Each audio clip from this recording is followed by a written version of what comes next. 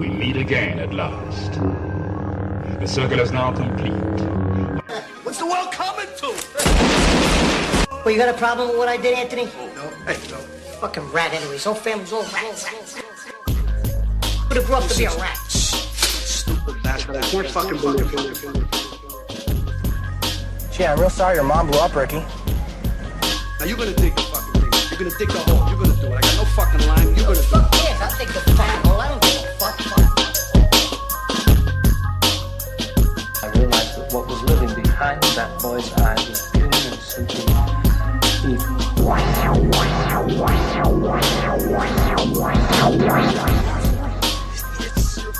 Jesus Christ. Mister, you okay in there? Put some Vintage coffees around here someplace. Have you any idea what the cost of your actions is? What their effect might be? Or you to give them hope?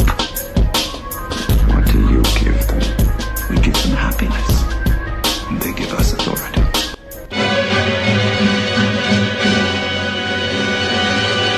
Groovy. Welcome everybody, it's June 1st, 2017, and I am Chris, coming to you live from not the library. This week I'm in New York City, but I am still here, as always, on behalf of Cinephellas.com, the only place for all your, no matter what part of the country you're in, no matter what part of the world you're in, cinephilic needs.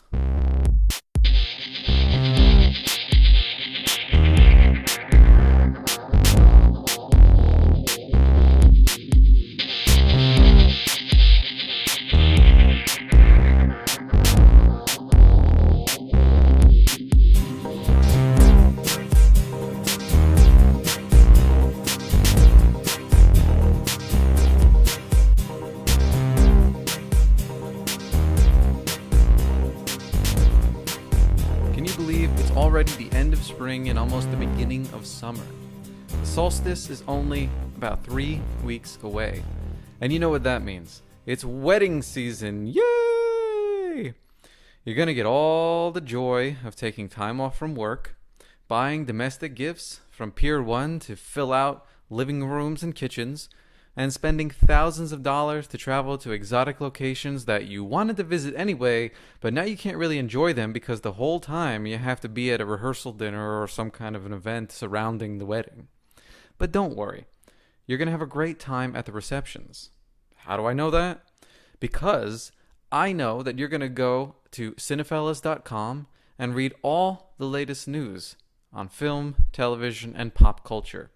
You're going to impress the bride's parents and maybe even score a date from the one other single person that will be there. So check out Cinephellas.com today and get prepared. It's never too early. Let's get to the show, shall we?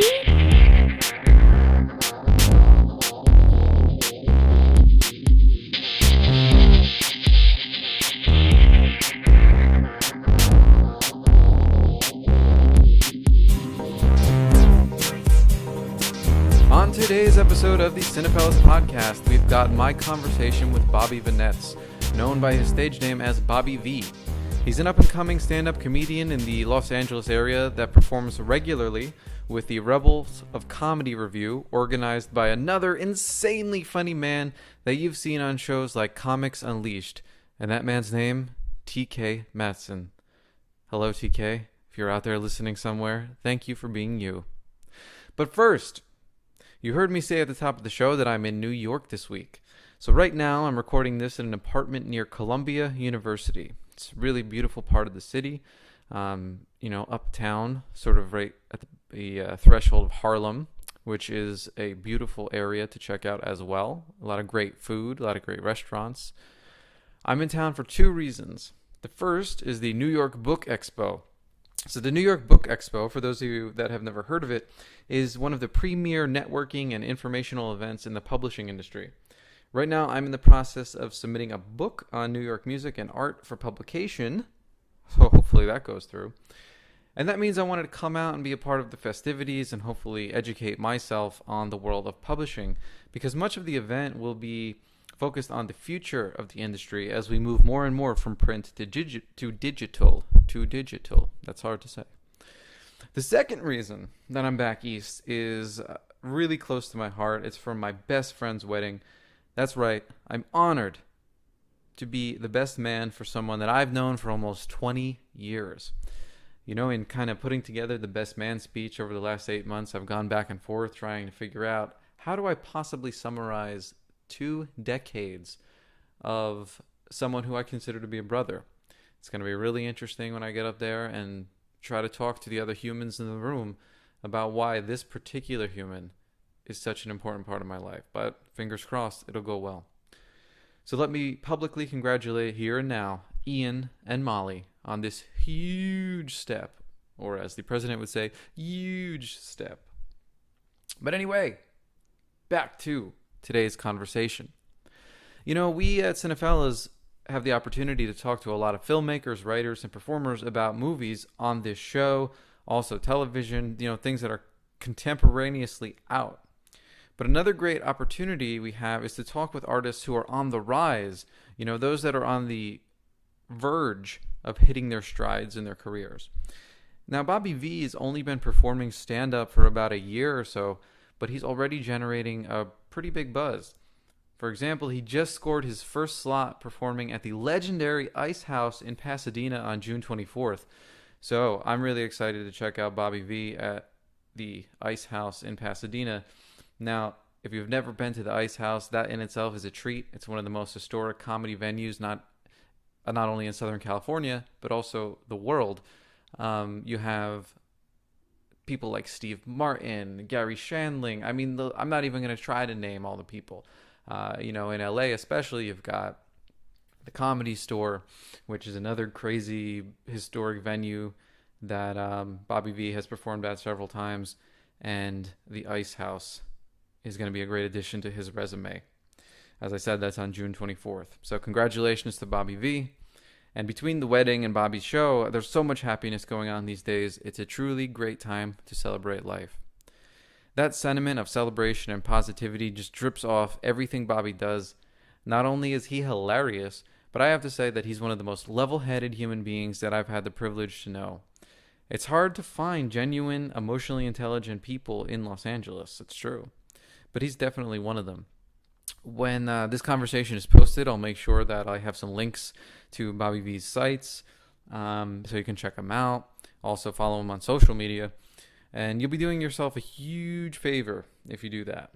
But right now, sit back, relax, and listen to my conversation with Bobby about how he got started in comedy, how it's changed his life, and the ways we can all be a little more positive. I'll see you on the other side.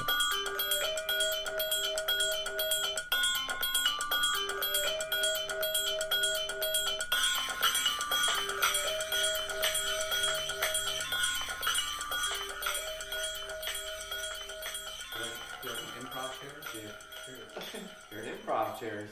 Right? They look like the fucking... Oh, yeah, you're right, they do. The actual... except they're like metal. Did you steal some or what?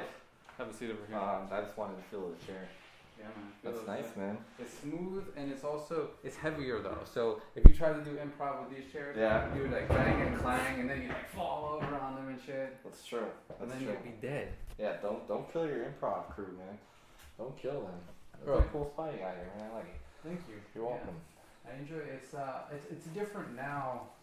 Obviously, when I was living here with Larissa, we had a lot of stuff because 2 people. Yeah. So now it seems more spacious, which I personally like. Spacious is good. Yeah, because I don't like... clutter makes me very anxious.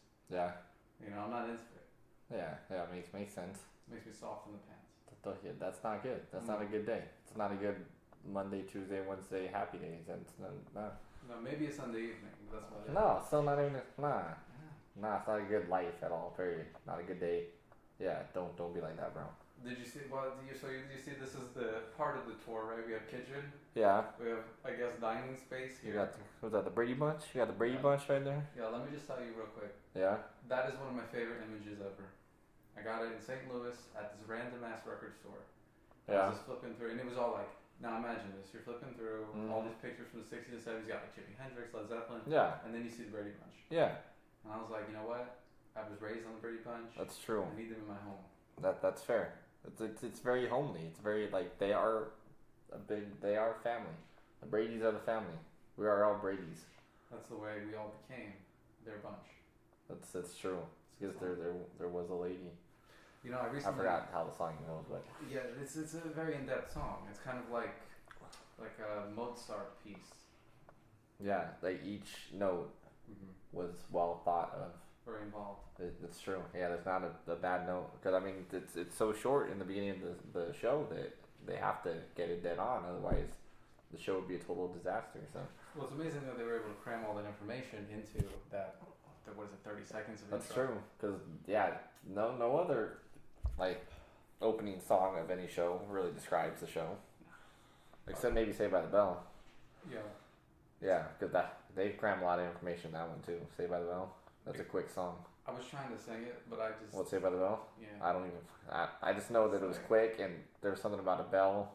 And then something. And it's all right because they're Saved by the It's Bell. gonna be all right. Yeah. Saved by the Bell. See, so that sums up that show too. But there's shows that you watch the intro, you're like, what the hell am I getting myself into? That's another reason why I don't like shows that have. I can't say don't like, but Yeah. I don't like as much shows with just an instrumental theme song because there's no information. Yeah, it's true. Yeah, you just got all the actors just smiling and pointing like, who are you? I don't know you. Yeah. There's no connection here. Yeah, and it's like it sets a tone, which I respect. Yeah. You know, like The Simpsons sets a tone Oh, with yeah. music. But like, I don't know, let's choose I don't know, a show like 30 Rock, right? Like I like that song in and of itself. Yeah. But the song doesn't tell me much about what's gonna be happening. It doesn't pull you in, and then you change the channel by the time the song's even over, and then boom, they lose a viewer.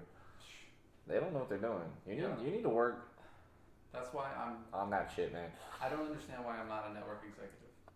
You should be. If Jesus came down here right now, I think that's what he would appoint you, because he knows what's up. Jesus, come here. We gotta talk. I don't think that's gonna happen. I think a lot of people have asked for that to happen for a very long time, and he hasn't showed up yet. So I don't think he's gonna show up right now. He could, but yeah, but think about it. Most people are asking Jesus for like save my parent who's dying or like help me out of this jam. that's true. Yours is kind of simple. Yeah, and more important. Damn. You know what I'm saying? Like Yeah, don't say the orphanage that's on fire. Yeah, don't. All of that. That's true. You're right. It is more. It's way more important. Yeah. So he should show up right now then. Do we hear him? I just hear the fridge humming. I think the GPS might have sent it the wrong way. I think you're at your neighbor's house right now. I think your neighbor just became a network executive.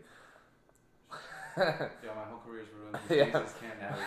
Yeah, because, exactly. She needs that Google Maps, man, not Waze. She needs to play off those Waze. So you came from, now you were about, what, an hour, like geographically, Well, like an hour away. Yeah. But with the traffic, it was like 2 hours total. Yeah, it was crazy. Yeah, pretty much. Like, I usually get out here in an hour, no problem. Yeah.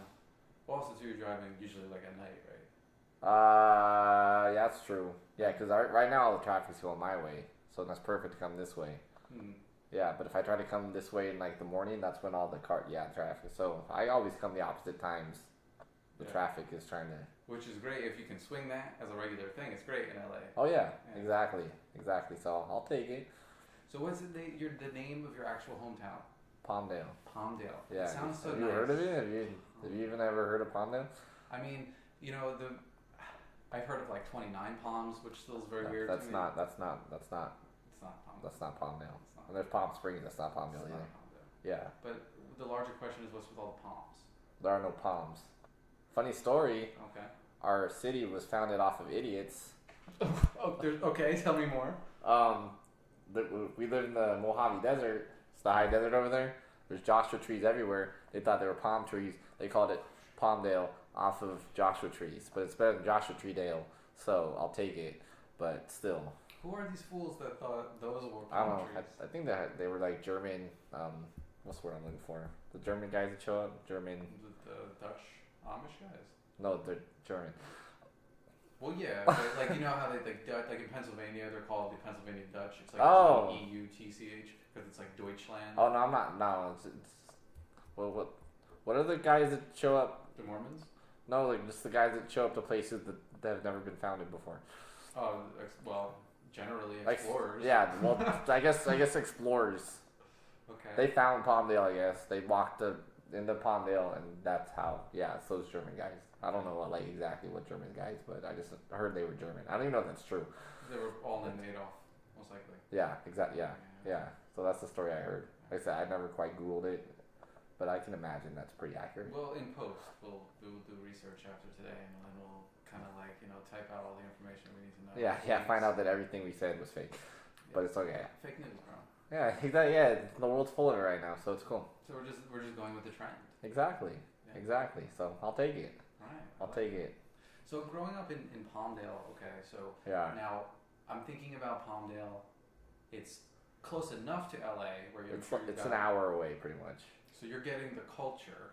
I'm getting the cold. We are still technically LA County. We're just like literally the cut off of LA County. With the border. Yeah, so I guess so we still get kind of the culture minus the traffic and the paying parking and all that stuff.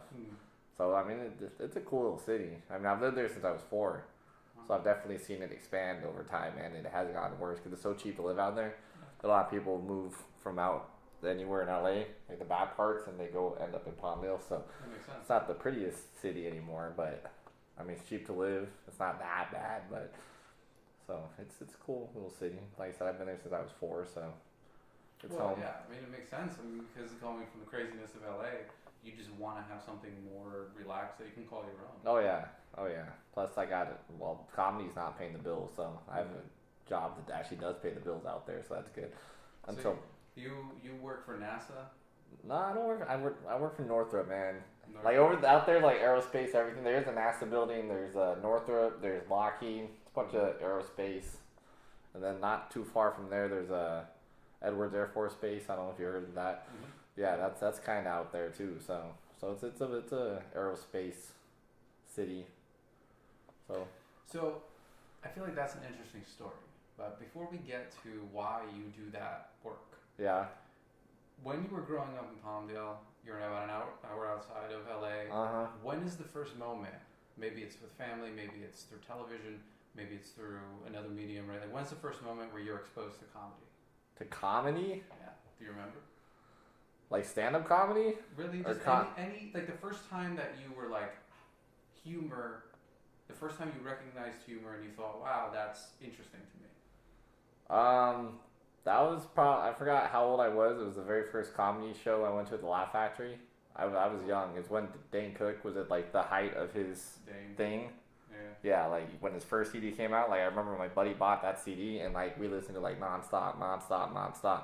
And then my other buddy, he like I wasn't familiar with comedy shows. I think I was 18, 19. Well, I think you have to be 21 to go to those, so I was probably 20, 21. Yeah, so I was probably like right when I turned 21, like my buddy just got tickets, or some girl bought him tickets and bought us all tickets. So that's when we ended up at the Laugh Factory. And I remember that show, like I walked in there, I just fell in love with comedy, period. So like that, I mean, I already loved Dane Cook's first album. But before then, like I listened to like Chappelle, like he had a DVD then. So me and my buddies watched those DVDs and stuff, but we never actually went to a comedy show until then. And that's when it really hit me. I'm like, damn, this stuff's crazy. So it was that live experience that made you connect. Oh yeah. Like, and that was the moment. You were like, hey, I liked this, but then when you experienced it live, you knew you were in. Exactly. And I always thought this would be so much fun. This would be like awesome. And like throughout my whole 20s, I just never did anything with it. Yeah. But I always thought this would be fun. I would love to do this. But I just kept going to comedy shows. I mean, I didn't even know where to start. Like, even if I wanted to pursue it. Well, I feel like a lot of people are in that mindset, right? Like they Yeah. love it, but they're like, what the fuck do I do? Yeah, it's like, what do I do? Who do I talk to? Well, yeah, exactly. So you're right. I mean, especially out here, there's so many people trying to pursue it, but it's just who really knows the correct way to do it, if there even is a correct way. Mm-hmm. Yeah, so. So what were you into before comedy then? Because 20 years of your life, if comedy wasn't a huge thing for you, what were you? What, through my 20s? Yeah, like through. Or like before I went to my first comedy show? Yeah, like before your first comedy show, like what did you like? What were you passionate about? Then like, I mean, I was still 21. Like we had a good group of friends throughout high school that we were just hanging out locally in the AV, just causing a ruckus. I mean, I remember like there were a few friends that like we just talked about nothing. We were cracking up like nonstop. Yeah. So I mean, kind of we were doing the comedy thing, just in front of our friends. But honestly, I was just going. I mean, I was going to the beach, doing stuff like that. Mm-hmm. Well, yeah, close, right? Yeah, but I did just we never quite. I made it out to Hollywood, to be honest with you.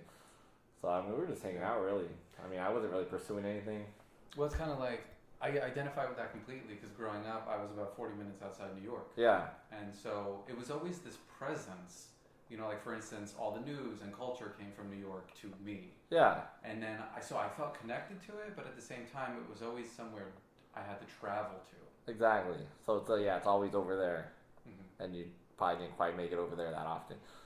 Yeah, same thing around like 21 or so. There was this one night I remember my friend Ian and I went over, you know, I think it was the summer, and we were like, we're just gonna go hang out for Yeah. the night in Manhattan, and we went and like, it was that life-changing experience you're talking about. We went to see, I think it was a band called We Are Scientists. Yeah. Never heard of them, but They're pretty good. I mean, they're not really. I don't think they've done anything in a while. yeah. But at the time, you know, early, kind of like mid to late 2000s, they were pretty popular, and it was like, you know, being in a club, listening to this band. It was like that was the moment. Yeah. And so for me, like I was already into music, but that was a moment where I connected with it differently, similarly to how you're talking about things. Yeah, that's really cool. Actually, now that you mention it, like, I forgot, like, back in the day, I was, like, into punk and rock music and stuff. Mm-hmm. I forgot, I did have a few buddies who, like, we went to the Warped Tour. We went to so many that's shows. Yeah. Yeah, so I remember that we did a lot of that before I found comedy, so I was more into concerts at that time. Yeah. What's interesting, right, is like music in so many ways. I mean, I also found comedy through music. Yeah. And, you know, I think that's such an interesting pathway because it's like growing up, you hear music everywhere, and then you kind of filter through what you like, and then you discover, oh, there's this strain of sound that is more like humorous. I should pursue that. Yeah, that's true. It's kind of one and the same. Right. I remember always hearing that comics want to be rock stars and rock stars want to be comics. I forgot who said that, but I'm like, I could see that. It's kind of one and the same. Yeah, did you see that show now on Comedy Central called Comedy Jam? Oh, no, I've heard of it, but I haven't seen it. Yeah, that's basically Yeah, it's the pretty premise. much, aren't the comics like rocking out to, Mhm. yeah, see? So they get to live their dreams then. Yeah, it was like Chris Hardwick came out and he did like was it Wanted Dead or Alive? Yeah. By Bon Jovi. Do they like lip sync or they actually like sing and play and Oh, stuff? they're fucking performing. Oh, the really? shit out of it. Holy yeah. shit. And I gotta watch it. a lot of them, yeah, it's actually really entertaining, and it's cool because they'll bring out people from the original band, that whatever song it is, That's even more badass. right? Like, I would like lose my mind if I was like able to play like one of their songs with them. I mean, anybody's song. Dude, like Pete Davidson Yeah. from SNL, he came out and he was gonna do Gangsta's Paradise, so he does like the first verse or whatever. Yeah. And all of a sudden, Coolio runs on What? stage. And everyone's like, "Fucking Coolio!" What? Yeah, that'd be an epic moment in anybody's like life. You just like hang out with Coolio, right? Hell yeah. That's a crazy life, man. Apparently, Coolio is a chef now. What? He has like a cookbook and shit. What the hell? I know. I guess if you can't stay in the rap game forever. No, Well, you man. can, but shit. It's like I wonder though. I really want to investigate his cookbook. I want to Yeah. make some recipes and figure I out. wonder if it's any good. Yeah, because I mean, like for whatever reason, I trust him. No, he seems like a legit guy. I mean, Gangsta's Paradise, come on. Although it's like, how do you go from Gangster's Paradise to the Keenan and Kel theme song? That's a good point. I don't know. I guess sometimes the money's worth it. I don't know. Yeah. Yeah, I can only imagine how much he got paid for it. So, Yeah, maybe. but he Kel- sold out though. He sold out hard. Maybe Kel was like super gangster and we never knew.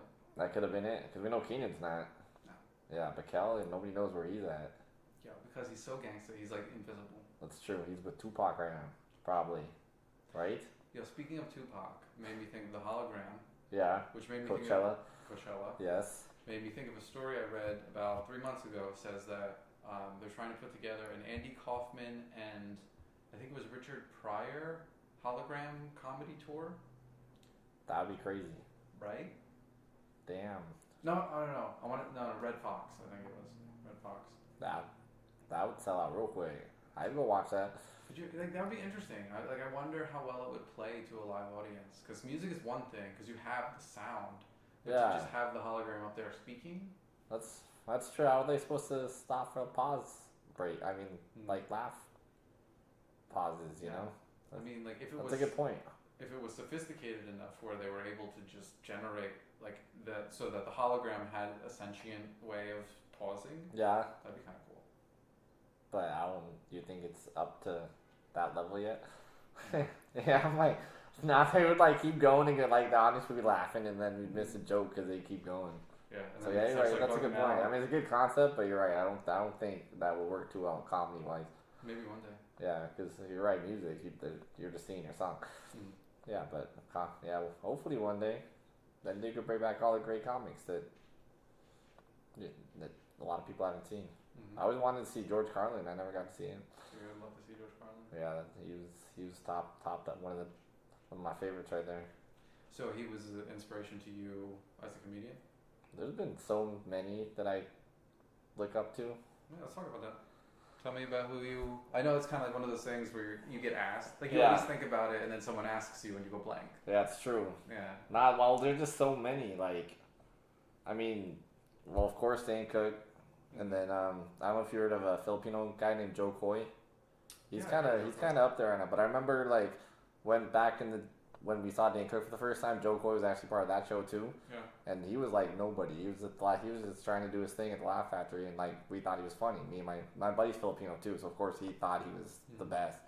So I mean, we went to so many of his shows, even to this very day. Like he's pretty big now, and he's still like every time we go to a show, like he always does a meet and greet afterwards, and he always remembers us and stuff. So it's really cool that he remembers the dudes that were there from like day one. I mean, I can imagine those are the people you would remember though. Like since I'm a beginning comic, like if people came up to me right now, I can imagine if I became big, I would still remember those people because they're the ones that stood by your side for since the beginning. Well, it's important to connect like that. Yeah, exactly. So I mean, Joe Coy, he's a big inspiration. I see him go from nothing to pretty big right now. So Chappelle, of course. I remember I forgot which. Have you seen his stand-ups on DVD or whatever? Like the old ones? I think it was called Killing Them Softly. It was like an orange cover one. Yes, I remember when that was in the theaters. Oh, was it? Yeah, I believe it was. Yeah, I didn't see it in the theaters, but I remember seeing it right after it came out on like whatever on demand or. I remember watching that like when I was in my high school days and thinking that was freaking hilarious. Well, when you think about comedy, like when we were in high school, early 2000s-ish. Yeah. Right? Like Dane Cook, Dave Chappelle. Yeah. You know, there's not many other comedians in that period of time. You're right. You don't remember their name. I think Dane Cook like brought comedy back. That's interesting, right? Yeah. That's really fascinating because like, you know, we sit here, we're like, okay, we understand what happened in the 60s, even the 50s, 60s, 70s, 80s. Yeah. And then in that kind of like post-alt comedy thing in the late 90s, early 2000s, it's kind of like, well, who's there? Exactly. You know? I mean, you had SNL on TV. You had all these comics on TV. I mean, Jim Carrey was on, In Living Color? Mm-hmm. I remember watching Living Color growing up. I mean, you had all the Wayne's brothers and sisters on that show. But you're right, like, stand-up, though, it wasn't really talked about at that time, so I guess it would be Seinfeld, but but even that is like. But I think he like concentrated probably more on the show at that time than even doing stand up. So. And you can see that with the show, like as it evolves, they cut out a lot of those, you know, like interstitial pieces where he would be doing stand up. Yeah. And then they'd cut to a scene. Yeah. Eventually, it just became the show. Exactly. So like say he probably put stand up aside for that whole time because the show was such a huge success that he probably just didn't even think about stand up. So you're right, around the 90s, where was stand up? And then Dane Cook showed up, and that's what brought everybody back into it, I think. So that's interesting. You know, it's like Dane Cook gets a lot of shit because he was, you know, he was like vulgar, and he was also kind of, you know, playing to the mass audience. Well, I know his downfall was when he stole the Louis C.K. joke, supposedly. That's when he was at the height, and then there was the controversy about how he stole the joke, and that's when the downward spiral happened for him. So that was joke stealing's not a joke in the comedy world. Well, apparently I didn't get a chance to read the story, but I saw a headline that says Conan is going to trial over some kind of joke that was stolen. Yeah, we should. Conan, really? I didn't even hear that one. I feel that it's hard to believe though because it's fucking Conan. Yeah. Like he's already so established. Exactly. Plus, like I can imagine most of the jokes that he says on TV aren't even written by him anyway. Exactly. Yeah, that's crazy. So it's like, what, are you accusing the whole writing staff all of a sudden? Yeah, but I mean, right now, like, everybody's pointing fingers at everybody. Like, you stole this show, you stole it. I don't know if you heard the Louis C.K. on SNL about how there was a skit stolen by, what was her name, Tig Notaro or something? Did you hear about that? No, I didn't hear about that. Yeah, there was like a skit that, like, I guess was dead on to a skit she released online or something that was on SNL. Oh, yeah? Yeah, so there's that one, and then there's the Amy Schumer special that just came out. Everybody's saying she stole just so. It's like a big thing right now, I guess. It's crazy.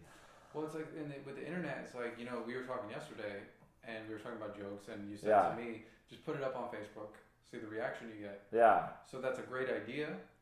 And then I imagine that for you, because you're a performing comic, there's also got to be some anxiety, because it's like, okay, yeah, you want friendly reaction, but at the same time, once it's out there, it's out of your control. That's true. I don't think I don't know what I would do if, like, I heard my joke said. Like, I don't think I'm too worried about it, but, like, I just don't know why. It would be very jarring, because it's like your intellectual property and your passionate project. Yeah, so that's like, that would be, so you're right, that's not the safest route to see if a joke works or not, but like I said, that hasn't really crossed my mind. Like, I don't know. Well, there's also that thing of like, when you're kind of in the up and coming stage of your career, you need that feedback at the same time. Oh yeah, exactly. I mean, you can go to an open mic and try a joke, and you're performing in front of the other comics anyway. So in all reality, you have no freaking idea if it's gonna work like an actual show or not. So that's the sucky part. They say go to open mics. But like I said, at the same time, you're not gonna get any energy, and you're really not gonna know. Because I remember I did an open mic once, and like the joke did not land at all. And that same week, I had a show at the Comedy Store, and like the whole room erupted in laughter. So you're right. There's no easy way of telling whether or not your stuff's funny or not. That's why it's posted online. I'm like, if I get enough people to like it, and now they can put that little laugh emoji thing, then I think, all right, maybe I can make something happen out of this. If I get like -2 likes, then I'm like, all right, maybe I should scrap this. And so.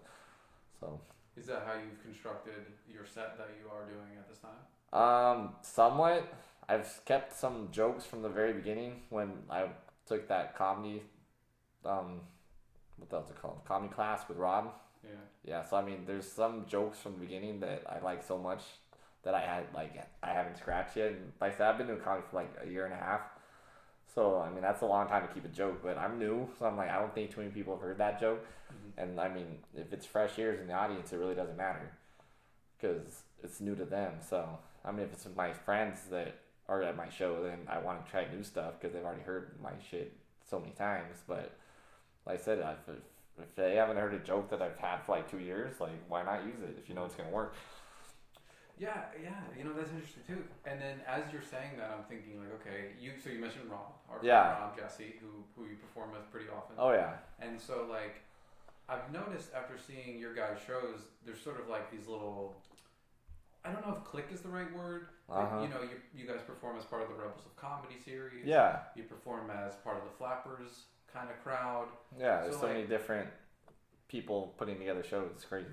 So how did you get affiliated with both of those groups? Flappers, actually, Lewis, he's a really cool dude. Oh yeah, Flappers, Burbank. Oh yeah, there's a Claremont one. I don't even know where the hell that's at. I don't even know where Claremont's at. Nah, but I remember like Lewis, the dude that organized those shows, he's a really cool guy. It's always just his shows we do. I mean, that's the only guy we know that does the shows there.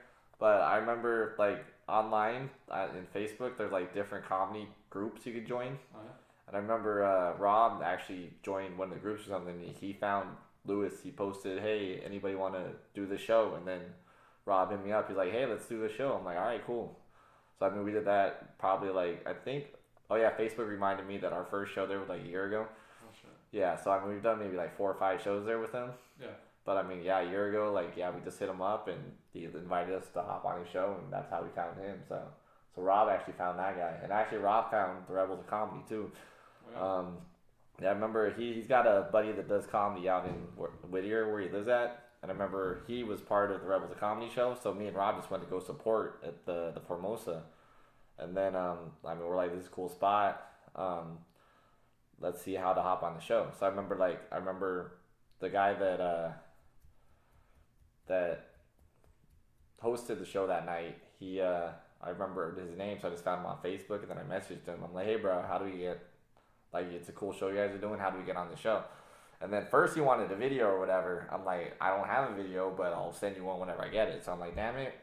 And then, like, maybe the next day he messaged me again. He's like, forget the video. Just come out to the next show and then talk to TK. Mm-hmm. So me and Rob just went to that next show and we talked to TK, and he was more than happy to invite us to perform on that stage. So, what's TK's last name? Mattisson.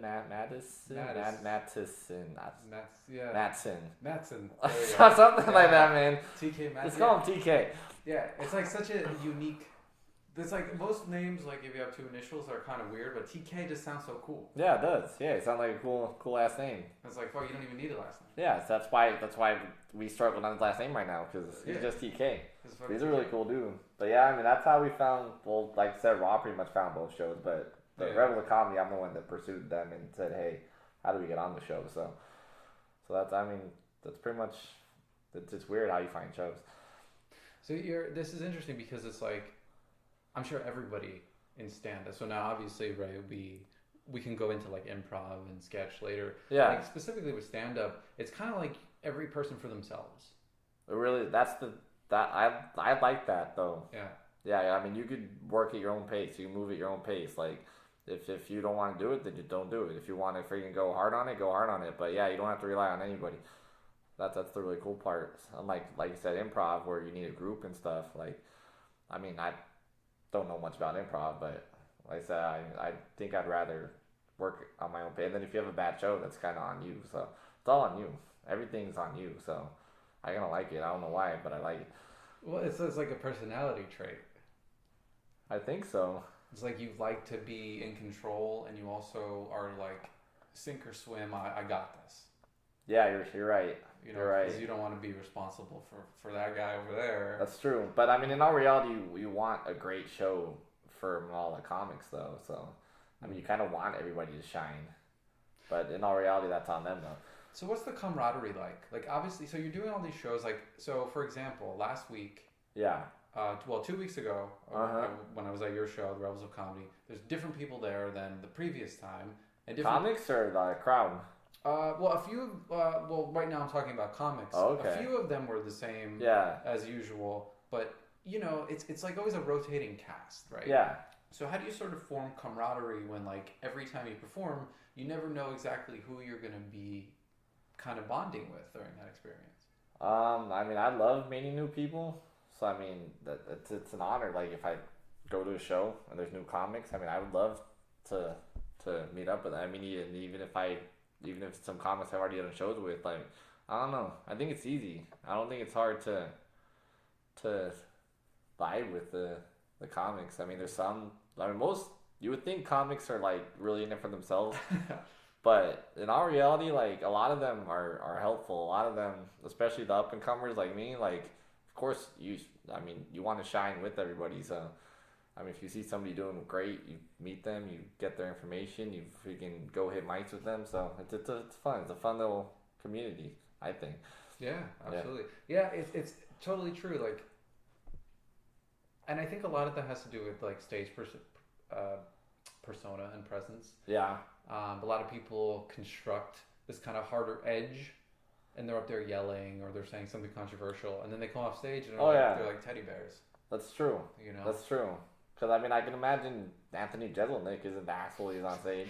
I actually met him at the Comedy Store. I mean, I said, "What's up?" Like, I love your comedy, and I mean, he was nice. He asked me my name. That's cool. I told him, well, every big comic I ever run into, I'm like, hey, I would love to one day do a show with you.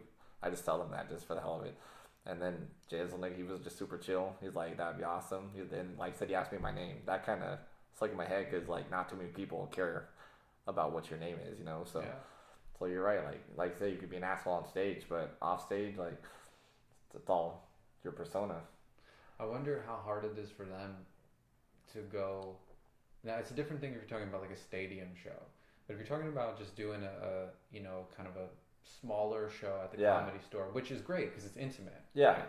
So, like, Comedy Store, you just come off and you're just in the middle with everyone kind of hanging out. Yeah. And I remember last time I saw Mark Maron there, and we just went back and he, like, sat in the corner. So that's why I love the Comedy Store. Like, you're right. It's such a small, intimate place that you could walk down the hallway and just like run into like people you idolize and just say what's up. That's why that's what I love about that place.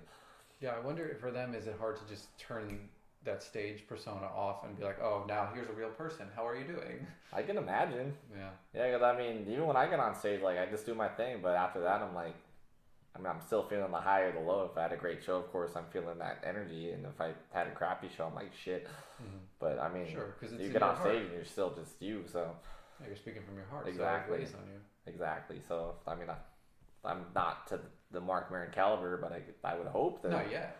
Yeah, exactly. Mm-hmm. Yeah, but over time, man. Yeah. Over time. Well, you know, he put in his, what is it, the quote, the Malcolm Gladwell quote, put in your 10,000 hours. Oh, yeah. Yeah, my buddy actually mentioned that the other day. Mm-hmm. Yeah, because he was giving me props for, like, all the shows I was doing. But, he's doing, like, improv shows. I'm like, you got the quality, I got the quantity. But he's like, well, don't forget the 10,000 hours. I'm like, you're right. So I guess I'm on the right track there. So Yeah, and then it's like, you know, we tend to think about putting in the 10,000 hours for whatever our projects might be. Yeah. It doesn't look the same. That's true. Right? So you can't necessarily judge your work as a stand-up versus the work of an improv because it's just a different spectrum. Exactly. Yeah. That's two totally, I mean, I can imagine it's two totally different worlds. I mean, I don't know much about improv, but I mean, I'm taking a class right now over at the local community college, but I mean, it's a community college class. Like half the people are just there for credit; they don't care. So, so I mean, that class is whatever. But I mean, it's a lot different than stand-up's ever been. That's for sure. Just yes and the shit out of everything. Oh yeah, exactly. Yeah. It's interesting. It's interesting. So if you say like someone came up to you, you're doing a show at the Comedy Store. Someone comes up to you and says, "Oh, Bobby V, this is my first time ever performing on stage." What's the advice that you give to them? Have fun. I've heard that advice so many times that I'm like, that's beautiful. Yeah, it makes sense because I mean, half the time you're in your head, you're like shit. Especially if it's on your first show. I remember my first show, like I was nervous as hell, but that energy I got from the very first laugh I got, like that's the highest I've ever felt in comedy. I've been chasing that energy ever. I mean, I don't think I'm ever gonna feel that way again, but I mean, once you feel that energy, then you pretty much just roll off of it. So I remember my first set ended up being a success because I was feeling high as hell. So what's like losing your virginity? Yeah, exactly. Yeah, like other sex is gonna be good, but not quite the same. Yeah. That's a good way of putting it right there. So it's so true, man. It's so true. So your style. So we mentioned a lot of the influences that you had. Now, don't kill me for saying this. I'm gonna kill you, bro. Don't kill me, bro. I just in my head. Yeah. I was thinking, you know, you do jokes based on your experience, and you do some jokes based on kind of like very masculine, like working with your hands, hardware type of vibe that reminds me in some ways of Tim Allen. I haven't heard his stand up, but I mean, off of Home Improvement shit. There's like a connection. I'm not saying in any way it's like you're doing the same stuff. Oh yeah. Like I said, I haven't even heard his stand up anyway, so. Just go. I can't. I just fucking barked for no reason, but you know. Okay. Yeah. Nah, but yeah, I mean, I can see it, but I just try to be me. Like I don't think I really mimic any comic. I mean, like sure, like I said, there's ones I idolize, there's ones I love watching, but I don't think I really taken anything from them. I would totally agree with you. Yeah. So then, who are you as an artist, right? Like, where do you generate your material? I take a concept of a fact of life and I just make it bigger than it really is. Like the Lowe's joke, I did work there for 11 years. I did pretty much grow up there, but of course everything I broke down in the joke wasn't true. The gym was just stuff I experienced at the gym. The old dude in the locker room. That guy. There's always everybody's seen that guy. Yeah. So it's just I take a concept that I think is funny and I just make it bigger than life really is. So I just try to find a joke in it, pretty much. And I like that my favorite thing about your stand-up is you're kind of talking about these masculine things, like let's go to the gym, Yeah. let's go, fucking Well, hardware. That's what I do. I guess that's just who I am. So. But then at the same time, you're not afraid to make fun of yourself. Oh no, yeah. Which is a great juxtaposition, because you would think someone who's talking about those topics would be very like, oh, I have to be very tough and self-conscious. Oh yeah, no, but forget that's that. that's really great. Yeah. I mean, you got to be honest in comedy. The audience knows if you're bullshitting. That's one thing I learned. Like, so, just be honest. Like, if you have flaws, own them. Make a joke of it. The audience will laugh at it because they'll be like, oh shit. Especially if they can relate or something, then it's even better. Do you ever feel like you're working through your issues, some issues that you have with your comedy, the way that other comedians talk about doing that? What do you mean? So, like Mark Maron, for instance, he's always talking in his stand-up about things that are on his mind, or emotional problems he might be going through in a moment. I'm not saying that. I don't think I've like any of my jokes are that deep yet. I don't think.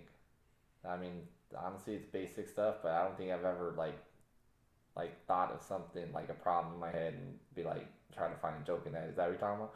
Well, yeah, right. So, like, for me, it's always very interesting to hear an artist talk about where their personal lives become influential in their material. True. Right.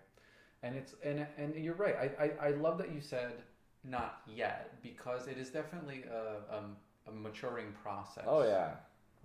Like, I heard the first God knows how many years of a stand-up's career, like, you're just finding yourself up there. You're finding your voice. You're finding your persona. You're finding everything. So I mean, I definitely have a lot of stuff to learn. So, but I mean, I think so far I'm doing good. Yeah, absolutely. And it's interesting because, like, now I've seen you probably, I don't know, when we meet? Maybe like a year ago almost. Yeah, probably a year ago. Shawn Michaels? Oh yeah, it was last summer, I think. That was when that all went down, right? Yeah. It was summertime. It was nice outside. It had to have been summertime. It was summertime. We'll just say it was summertime. Yeah, it was summertime. Yeah. There were dudes screaming about Shawn Michaels, That's the true. wrestler. It was I great. almost got arrested. It was fun. Yeah, it was fun. Yeah, good time.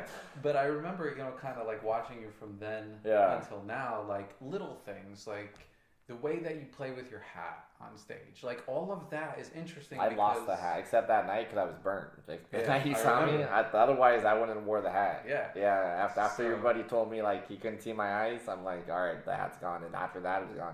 I haven't ever performed with it until a couple weeks ago. Yeah.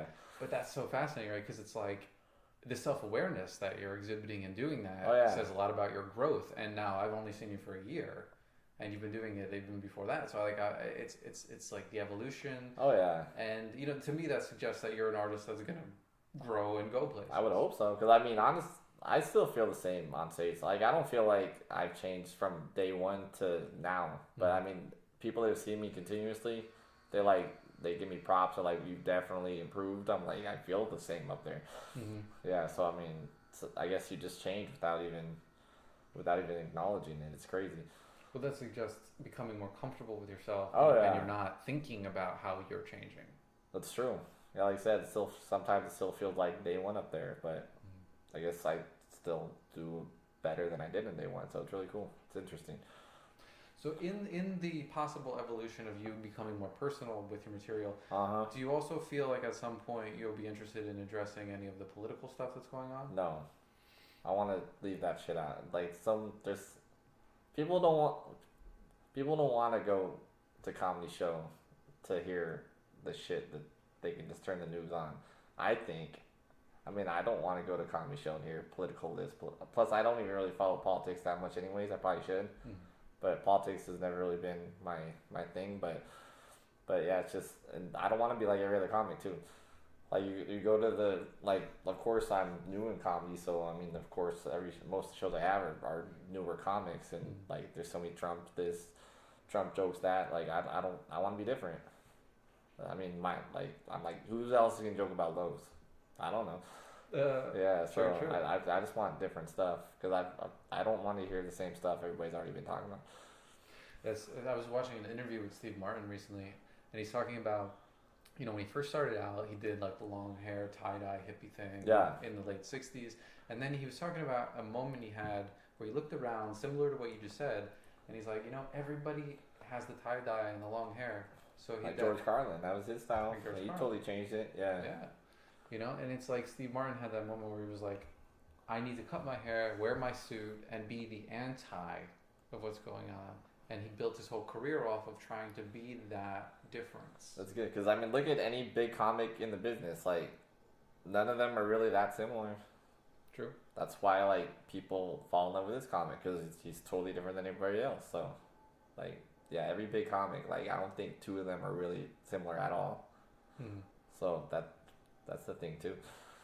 The hardest thing that I find in writing, of whether it's comedy, Writing is hard. but yeah, writing is fucking hard. Yeah, it man. is. And you know, whatever form you're writing in, whether it's sketch, whether it's stand up, storytelling, even, it's like for me, I find a hard time trusting my perspective and owning it. That's true. You know, so like, how do you kind of, when you feel like you're writing something and you're kind of like not sure what the angle is, how do you get comfortable with yourself and say, all right, this is what I'm going to put forward? I have to be sure at least a little bit. Yeah. Like, if I'm not sure, I won't do it. Like I wouldn't be able to joke about something that I'm not sure of, or like everything that I joke about, I'm 100% in on it. Yeah, like that's why like I don't know how people. Well, first of all, I don't know how people can steal jokes, because it's unless you have that exact same mindset, then I don't know how they do it. And then also, like, if you just joke about something that you don't like, you have to get a whole room of people to believe what you're saying.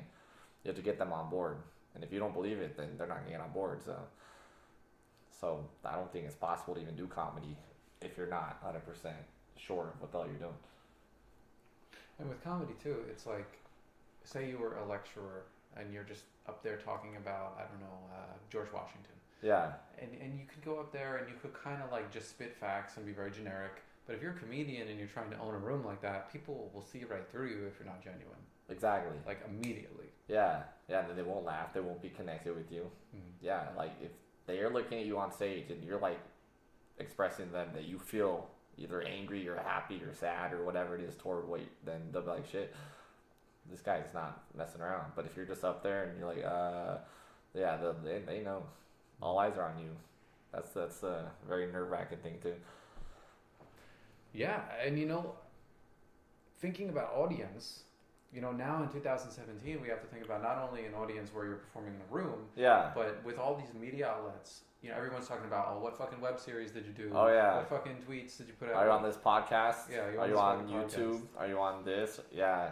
I don't even know much about like the online world of comedy and stuff, but I know that it makes it more difficult because there's so many people pursuing comedy now, even via just YouTube and stuff, that you have to work your ass off to make something happen. I mean, you always did, but especially in this technology day and age, like so many people are trying to do it. So, I mean, I could see how someone, say, you know, you put in the work and, you know, you're doing your open mics, you're doing your stand-up shows. Yeah. And then all of a sudden you turn on TV one day and it's like, oh, here's this person that now they have their own TV show because they did a few YouTube videos. Like, I could see how that person who put in all the work doing stand-up would feel very slighted by that. That's true, but I think just work harder. Like, I remember hearing so many people just give up. Well, probably because they want instant gratification. And this, if you're doing stand-up comedy or probably any other comedy, anything in the entertainment business, like, you better work your ass off. Otherwise, I mean, it still might not even happen. You can work your ass off for God knows how many years and still it might not happen. I remember somebody told me that if you don't have to get on stage, you might as well just not do it. Like, if you're chasing success, that's a horrible mindset to do. But I mean, if you're addicted to it, if you like have to hop on stage, because I remember for a while, like maybe a month, like last year, like I had nothing lined up, no shows. I was lost, man. I was so lost in life. Like I was like, what do I do? Who am I? Where am I? Like I had to be on stage. So I mean, I don't know if that feeling's still in me now, but I don't know. I mean, if the fire's gonna burn forever, but it's true. If you don't have to do it, then you might as well not do it, because it'll be blood, sweat, and tears in the comedy world if you want to make a name for yourself. It's not the luxurious lifestyle. So okay, I mean, that's perfectly valid.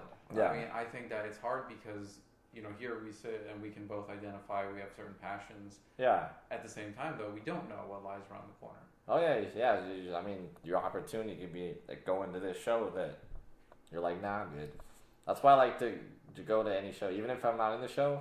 I still like to go like support and stuff because you never know who you're gonna meet. I remember I went to the Ha Ha Comedy Cafe, and I always knew like out where I live at in Palmdale, like there's a local Boulevard Cinema. It's like a 3-story building, and I always heard they have a comedy show out there, but I never knew who organized it. I never even went to watch it. And then I went to the Ha Ha that night, and the dude that actually produces the show, he was there, and I'm like, oh shit.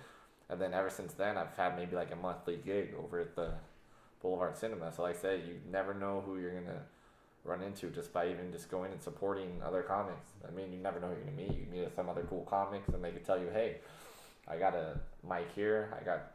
So you just never know who you're gonna meet. Yeah, I think anybody who's doing anything creative has to have that openness. Oh yeah. Right, because like, I think when I was first starting to wrestle with who I wanted to be creatively, I was very protective. Yeah. And like, I would be very sheltered if I wrote a sketch or something. Yeah. I'd be like, I'm only going to let these 3 people read it because I trust them.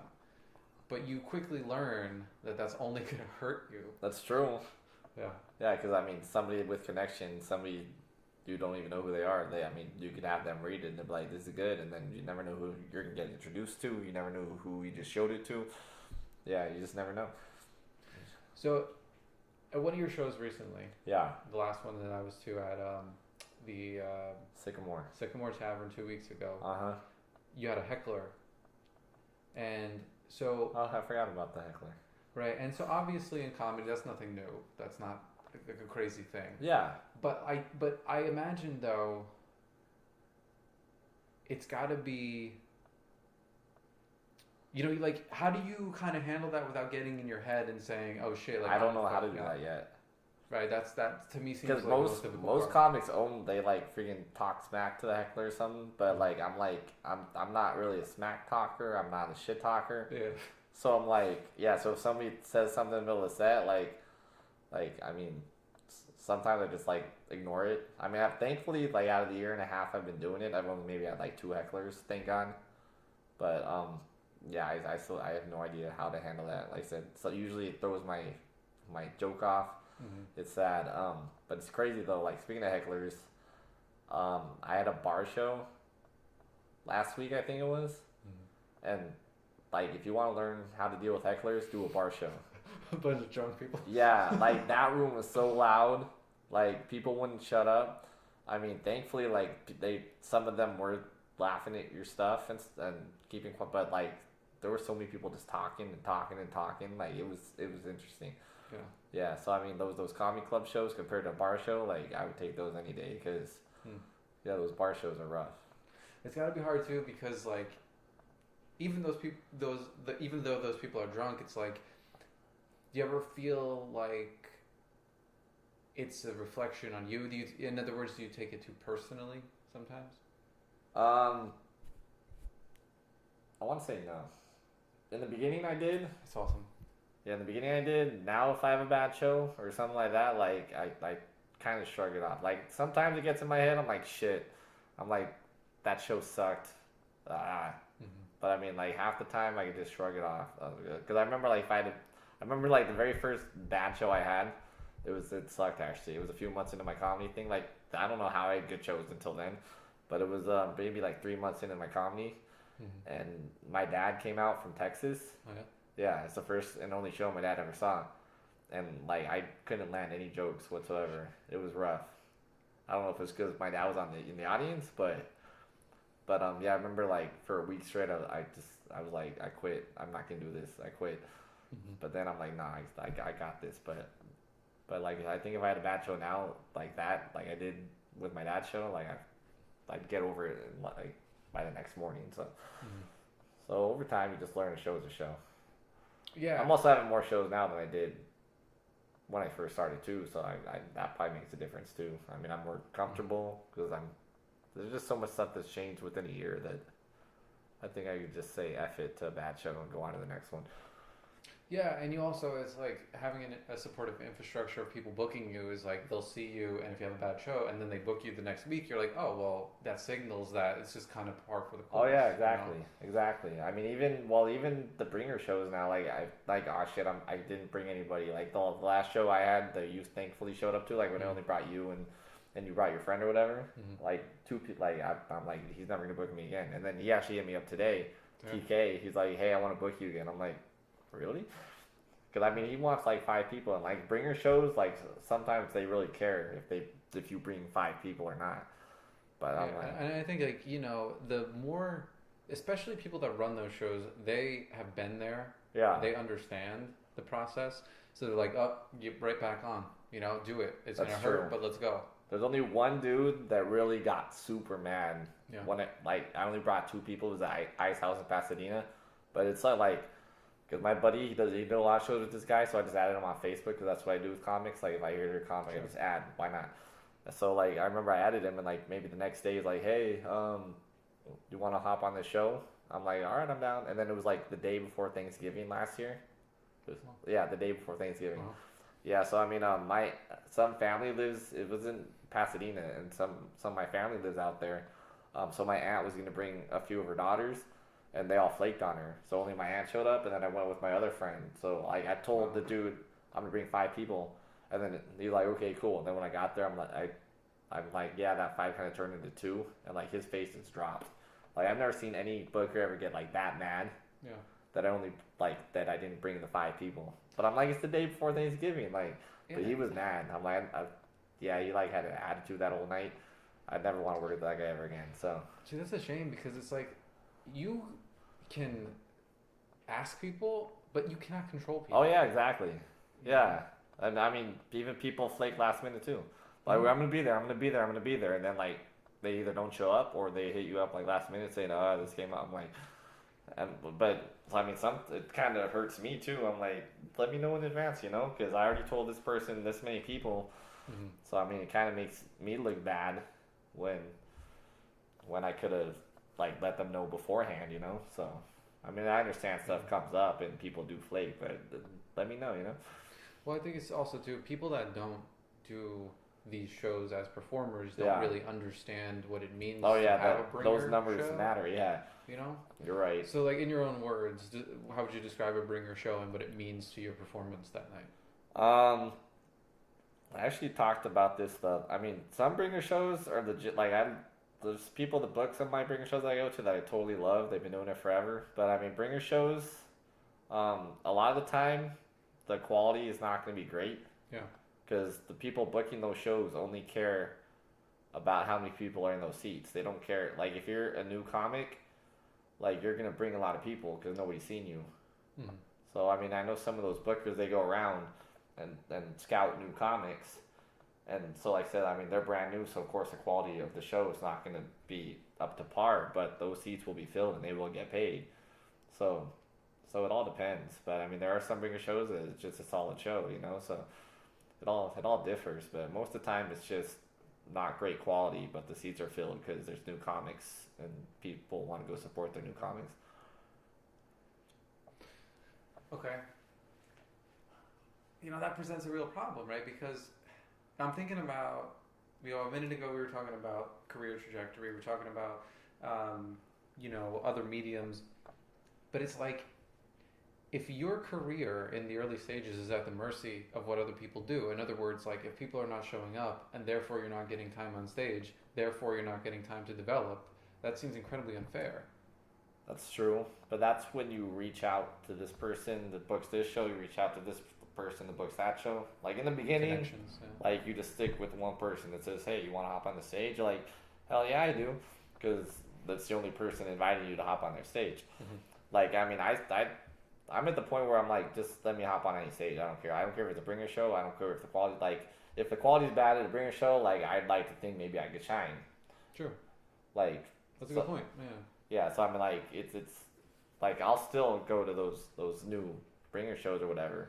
But I'm just thankful that like so many people, I've met so many people that have a show here, have a show there. Cause like I said in the beginning, like maybe one show a month. This last month I had a show like every weekend. Which, I mean, me living in Palmdale, like, I see some comics hop on stage to live out here, like, every night. I mean, I wish I could do that. But me living in Palmdale, where there's, like, I'm an hour away. So, I mean, me hopping on stage, like, even once, like, a weekend, I thought it was pretty cool. So, so like I said, a year and a half in, I'm just thankful that I've met so many people that I could hop on all their different shows now, instead of just sticking with the one that I did in the beginning for a while. So as you grow as a comic, you get the opportunity to find more stages and stuff, I believe. So those bringer shows, I mean, they're so cool, but I'm not gonna let it affect me. Like, if it's a bad quality show, I'm still just gonna go do my thing. Like I said, maybe you could shine, maybe you could catch somebody's attention. That's incredible to hear you say all that stuff, because it's so positive. Yeah, you know, and it's you like, gotta stay positive, otherwise you're screwed. Yeah, and I think that reflects obviously a lot on you as a person. Like, I'm sure you carry that positivity into other areas of your life too. I try. So, okay, now you're working on stand-up. Yes. What do you have interest in doing anything else? Like, are you writing anything for TV? Are you looking to do? I don't know like, anything about scripts? that stuff, to be honest with you. I don't know about anything about scripts. I don't know anything about TV writing. I don't know anything about that stuff. I mean, I just love stand-up. I mean, I just want to go all in on stand-up. I mean, it would be cool to learn all that stuff, but it's never really crossed my mind to take a class for that. I mean, of course, the more you know, the better, I think. Like, if you could write a script, if you could write TV jokes and all that stuff, I mean, that's cool. It's just never really crossed my mind yet. So, well, like you said too, you meet people along the way, and maybe someone says to you, "Hey, you know, I'm working this project," and then you get like a little input, and you kind of see the mechanisms at work. And then from there, you're like, "Oh, I have an idea." Yeah. Right? Like, you never know what will spawn these creative passions. Yeah. I mean, I'm always interested to learn this. I mean, if something like that did come along, of course, I'd sign up for it. So, but right now, like, that opportunity has not showed up. So I'm just doing the stand-up thing. I just love it so much. There's got to be like a rush. There really is. You know? It's like drugs. It really is like drugs. Like I said, if you don't have a show booked, you're freaking lost. I mean, you can't wait for the show to come up. I mean, you don't want to get off stage when you're on stage. Yeah, it's a drug. What's the longest set you've done at this point? 15 minutes. Oh shit! Yeah, I've done 3. Well, I attempted 3 15-minute sets. The first opportunity I had to do 15 minutes, like, I don't know how long I did. It was toward the beginning, I think, and I just pretty much, like, used every joke I had, and I never got the light, so I know it wasn't 15 minutes. But so what'd you do? I don't, maybe like 8. I don't know. Yeah. I mean, And but then then you could go 15 minutes, like, but I mean, you didn't have to. It's one of those places where, like, if you don't want to do 15, then it's cool. Yeah. So then the second time, I remember. That was probably the best time. I don't even know what happened this last time I tried to do 15. I think I'm just out of it. But now the second time I it was all at the same place. It's called Dow Comedy Studio. It's a really cool little spot. The second time, like, Melrose. Oh, it's okay. So it's in Hollywood. Oh yeah, it's in Hollywood. I forgot where it's at. It's in some random spot. It looks like an apartment complex. It's weird, but it's a really cool little spot. They got, like, comfortable couches and stuff. It's a really, like, chill little comedy spot. But the second time, that's probably the best 15, because I got the light, and, like, it was solid. Like, it was just, you were like, holy shit, where'd the time go? Yeah, exactly. I was just excited I got the light, because I've never done 15 before. Yeah. And then I remember I did Dow maybe like a month ago, and it wasn't the best set I had. I mean, it was still cool, but I mean, compared to the second set where it was a solid 15. Like, I think I got to 15 this last time, but it wasn't as good as the second time. So. But yeah, those 15s were the longest I've done. So now you have the show on June 3rd at the Sycamore. Yeah. Actually, I booked that today. Because like I said, this month I've had. Well, I had 2 of the 4 shows so far. The last show was actually it was in front of 200 people. That was probably the best show I've had so far. Right. It was a local show in the AV. And, like, I was the little guy. Like, there were solid comics. Like, some pretty, I mean, they're not huge names, but they're pretty big names. That's awesome. Yeah, so like I said, I mean, it was 200 people. Like I said, that was probably the best show I've ever had in my short stand-up career I've had so far. But, so, I mean, I'm still on a high from that show. But, so I have 2 more this month, and then I have Sycamore, what is it, the 6th or whatever? Well, I forgot what Saturday day it is is. the 3rd. Oh, I'm just making numbers up then. Yeah, just show up there. Yeah, Be like, Yo, yeah. Hey, you could just stand with the mic, and if people walk in, that's fine. Right. If they don't, then they'll leave. Yeah, so I got that one lined up, and then I got the Comedy Store lined up next month too. So I pretty much have 4 lined up. Do you know the date of the Comedy Store yet? Yeah, it was Oh, he's checking the phone. Hold on. Check Hold the on. phone. Hold on. Damn. I posted on that one thing. It was toward the end because I'm actually going to be in Wisconsin one weekend, so that's why I didn't want to book anything that weekend. It's the 16th. I'll be at the Comedy Store on the 16th. June 16th? I got Flappers, Nice. May 21st, Boulevard Cinema. I get to host that one, Boulevard Cinema. That's a local you're show. fucking It's- hosting. Nice. Yeah, because I got to host last time too, because the host, last time he was sick, so that was cool, but I mean, it was my first time ever hosting, so I didn't have the greatest set, but it was still fun. So, I mean, this time, like, I'll be more in the mindset of hosting it, but it's fun to host them. Yeah, and you got to just work it, because you never know what the room's going to be like when you're hosting, because you're up there so much of the time. Exactly, Yeah. exactly. So, I mean, that's going to be fun. So, that's the 26th of this month, and then Sycamore Tavern, June 2nd, and then the Comedy Store, June 16th. So you got yeah, I'd love, like, having this many shows lined up. it's got to be very exciting. It is. It's what I live for. Like I said, I'm lost without shows, so What's the if I have passion? 4 shows lined up, I'm like, shit. Nice. It makes me feel good, So we've talked. We're kind of not up to date. There's one other thing I wanted to do. What's up? So at the end of a lot of the discussions, Yeah. I'd like to do Chuck Klosterman's hypotheticals. Have you ever heard of this? Who? Okay, so let me grab it from over here. See, Okay. I was not prepared. I didn't get it off the bookshelf. Nice. So Chuck Klosterman, the writer, he's written a lot of books on pop culture. Worked for like Spin, did some stuff. I believe he contributed to Rolling Stone. Oh wow. He wrote He's a book. somebody. Yeah, he's done stuff. Yeah. Like he's also done a book called Sex, Drugs, and Cocoa Puffs, which is just a series of essays on things like Guns N' Roses cover bands and things like that. Interesting. And so he, from that book, and some other of his work, he put together these hypotheticals. Uh-huh. And they present a situation, and then they ask you what you would do, and then ask you to justify it. Okay. So what I want to do now is I want you to pick a card at random, Pick a card, any card. and then we're both going to answer whatever the quandary is. This one. Okay. Why am I grabbing like 20 of them? Yeah, there you go. There we go, that one. That's the winner. All right, so let's see. Bobby V chose, What did I choose? at long last, someone invents the dream VCR. This, wait for it. Really? Wait for it. VCR? Yeah, we're going back to VCRs now. How old is this game? This game, actually, it should be DVD player. So we're Right. going to say, at long last, someone invents the dream DVD. All right, there we go. And There we go. Blu-ray. That's better. And That's Blu-ray. 1080p. 1080p, indeed. I'm not watching anything if it's not 1080p. Oh yeah, it's not worth it. No, I'm just going to kick the machine. if Yeah, it's it not could be your 1080p. favorite movie, but nope. Nah. Yeah, thanks, but no thanks. Karate. Yeah, John Claude Van Damme, that shit. So this machine allows you to tape an entire evening's worth of your own dreams, which you can then watch at your own leisure. However, the inventor of the dream Blu-ray player That's better. Way to update it, bro. will only allow you to use this device if you agree to a strange caveat. So you can only use the Another dream. caveat. So in other words, you can only use this machine Yeah. if you agree to the following. Okay. When you watch your dreams, you must do so with your family and your closest friends in the same room. They get to watch your dreams along with you. And if you don't agree, you can't use the dream Blu-ray player. Would you still do it? Why or why not? Of course I would. So, say you had a dream of you having relations with a distant cousin, but was still like a family member. You would watch that with them? I'd be like, I don't know what's going on in my brain when I'm asleep. I'll just plead the fifth. Okay. I'm like, I don't know. Yeah, I mean, like, I think it'd be interesting because especially now, I don't remember any of my damn dreams nowadays. Yeah, Like when I'm younger, like I woke up like every night because I remember this, I remember that. I don't remember the last time I dreamt. So I mean, to see what the hell goes on in my head. Plus, like I said, it's your dream. Like you don't control your dreams, so you can definitely tell your family. Like I don't know. Well, I think here the differentiation What? is someone that has a very religious family.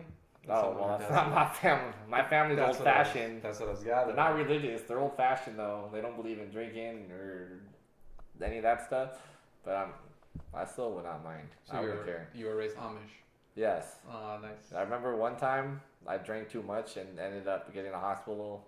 I mean, getting an ambulance right at the hospital. I did that too.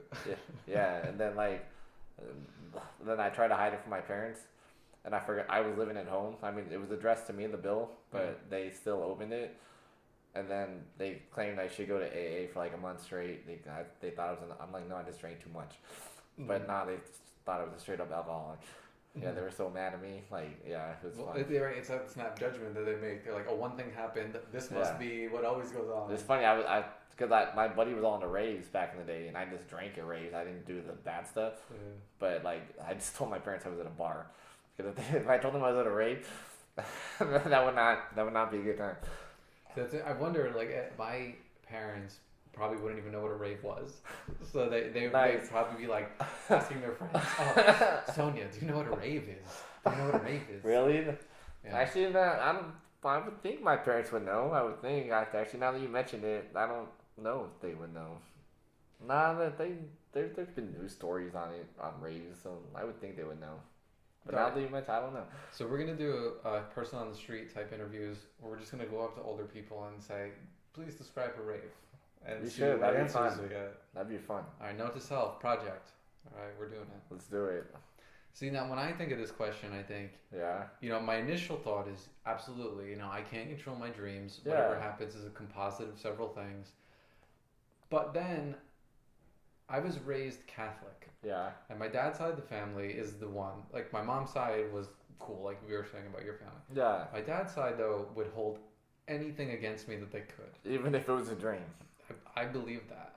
Yes. Not my aunt. My aunt was always cool, but like everybody else, so like my dad, my grandparents, all those people, they were like, anything that like there was never anything I could do to justify my behavior. Yeah. It was always that that's messed up. I know. So, but that doesn't mean I don't think you should hold back though because of that. Like, I mean, I guess it depends too on how much one wants to know their dreams. Because I forgot how many dreams you have per night. I heard it's a shitload. So, like, would it be like the whole, like every dream you had that night? Yeah, apparently, the way I read that is, you would watch from beginning to end. But I don't know how many dreams I heard you have, but I heard you have thousands on thousands or something. Yeah, because it's also like little clips of dreams. Oh, yeah. So, I think I would definitely want to watch that just to be like, what the freak? I mean, if it was crazy, I'd still be like, wow, it's crazy. What if, you know how a lot of times dreams reveal like something deep-seated that you're anxious about? I don't know if that's true. Like those dream books that say if you dreamt about this, like you think that if everybody dreamt about that, that's exactly what everybody in the world. I don't know about that. You think that's true? Symbolically, no. Like if there's an iron, that means this. I'm like, for everybody in the world, for all the 7.5 billion people, if they dream of an iron, then that means the same. No, but I do think that sometimes, like for instance, there are certain people in my life that I don't think about when I'm awake. Yeah. And then one night I'll have a random dream and they'll be there and it'll trigger, one of the reasons why I probably don't think about them is because I had a negative experience tied to them. Yeah. So like the dream will then make me think of the negative experience and then I realize maybe I have negative residual feelings towards them. You know what I mean? So like that, like, so I'm imagining if I'm sitting here watching my dream and say, the woman that I feel fucked me over most of my life shows up, then I'm going to be thinking about her when I'm watching it. Yeah. And then maybe I wouldn't want to relive that. Do you think that's how it goes though? Like you think like the deeper thoughts in your head, that's like where the dreams come from? Because, I mean, that makes sense, but I'm like, I don't know. Because I remember I've dreamt stuff that just makes no sense whatsoever sometimes, too. So I'm like, I don't know. Well, I guess it comes down to, like, how much are you interested? Some people are like, oh, that was weird. That's fun. Some people are like, oh, let me unpack every single image that I had and try to figure out what's going on in my subconscious. Yeah, that's true, too. So, yeah. But mine's very interesting. And you're gonna find what you're looking for.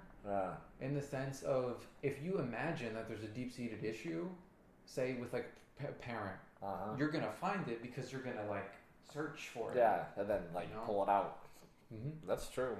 But I'm still voting yes on watching my dad dreams. All right, so let's see. I'm gonna give a definitive. I still vote yes.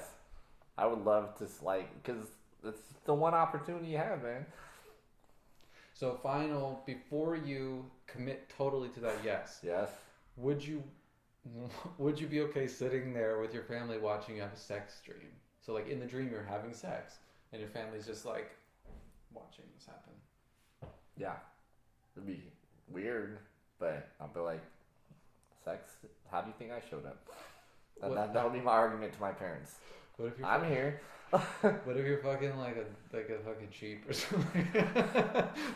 Then I might visit a psychiatrist after I watch this video, but I still want to know just because like it's not nobody's ever gonna know unless you watch it that one night where you have the opportunity, you're never gonna freaking know everything you dream about. That should be interesting just to experience something that you'll never be able to experience again.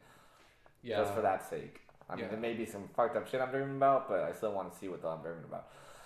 Yeah, I think as anyone who has any creative impulse can't turn that opportunity exactly down. So I say yes. We must watch it with our families. Yeah, see, there you go. High five to that. High five. I've talked you into it. Nobody even heard it. Let's do it louder. High five. There we go. That's right. Yeah. It happened, guys. It happened. It was there. There was real physical human contact. There you go. There it is. It was like an exploding little firecracker. Yeah. It's not no Piccolo Pete. So, Bobby V. Yes. What is your parting wisdom to the world? My parting wisdom? Yes. Chase your dreams, even if they might not come true. Life's too short. Don't settle with anything. I see so many damn people just like at any job, just complaining about this, complaining about that. I'm like, is that really living life? Like complaining about everything, working a job you don't want to work at? No, like if you have a dream, pursue that shit. I said, I don't know if comedy's gonna work out for me, but I'm gonna try. And if it doesn't work, at least I can say I tried. No regrets. No regrets. No regrets. You can't. Nah, there's no point. Yeah, I mean, when you're lying there on your deathbed, you don't want to remember everything that you didn't do. You want to remember everything you did do, so. Yeah, and even the pain is worth it. Because, you knew it for a reason. Exactly. Those lonesome nights, those freaking tears, everything. The blood, sweat, tears. As long as you're pursuing what you want to do, you're living life. Just live life. Hashtag live life. Hashtag live life. Yeah, you gotta, the next tweet you send, no matter what the content of the tweet is, you have to hashtag live life. Yeah. Alright, I will. I will. You got it. So if anyone was ever interested in following you on Twitter or on Facebook, I need to start using Twitter. I have a Twitter. I advertise my Twitter. I never use Twitter. It's sad. Hold on. Let me get my phone out. I don't even know all the names. Here's the man who's marketing himself. He doesn't even know. I have a business card. Let me look at my business card. It's got all that stuff on it. I like that you're going to the paper to find out the digital information. For real. Facebook is just Bobby Venetz. VENETZ. Very kind of simple. Instagram Bobby V. BOBBBYV, because I guess the other Bobby V was taken. Twitter Bob the Comic. I use Snapchat. I don't know what that's not on here. You'll find it. Just add me on everything else, and then I can direct you to my Snapchat. But I try. I just need to use Twitter more. I don't use Twitter. Twitter's the best way to get your stuff out there too, kind of. Yeah, it forces you to be concise, so you get maximum impact. That's true. So I need to start using Twitter. I have Twitter. Add me, but I don't use it. All right. Well, thank you, sir. You're welcome. I love that we sat down and had this conversation. conversation. Man. It's been a pleasure. Yeah, and it's good to. It's like for as long as we've known each other, we've never really had this type of conversation, and I'm glad that we did. That's it. I love deep conversations. Me too. About VCRs and shit. Dude, it's all about the VCR. It's coming back. Bringing it back. I'm gonna go get one tomorrow morning. Yeah, only if it plays your dreams, though, man. Only if it plays your dreams. Dude, screenplay waiting to happen. Well, there's a movie in there somewhere. Oh yeah, definitely. Sounds more like a '90s movie, but we can make it. Yeah, it's a time travel movie that starts with a Blu-ray player and goes back in time to the 90s, and then we play it out in the 90s. That's true. Bam, done. But that's kind of like that John Ritter movie from the 90s where he went in all those TV shows. Remember that? Where they got the satellite installed? Bro, why you always Stay tuned. Why you always gotta bring up John That's Ritter? what it's called. The first time I ever brought up John Ritter, we talk about always bring up John Ritter. Bro, you're obsessed with John Ritter. You have like a tattoo of him on your back. It's insane. That's true. I didn't think you saw that. So. Alright, well, on that note of John Ritter, Hashtag John Ritter forever. hashtag John Ritter live life.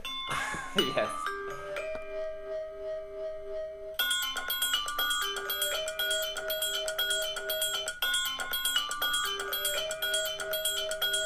Don't you feel a little bit more in love with life?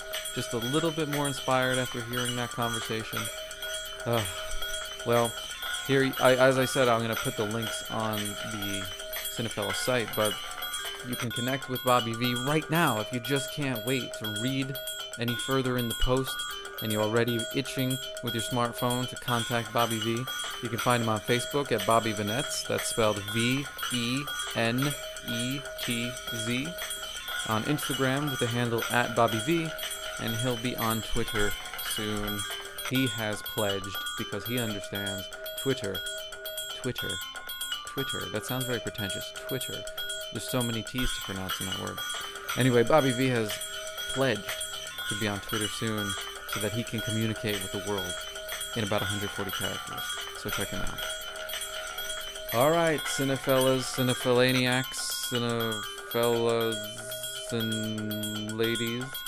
That's it for this episode. I am Chris, reminding you to share a movie with someone you love. And also, share a joke with someone you love. Why not? Be inspired by Bobby V. Alright, everybody. Have a great week. I hope that you are happy. I hope that you are having a great time in life.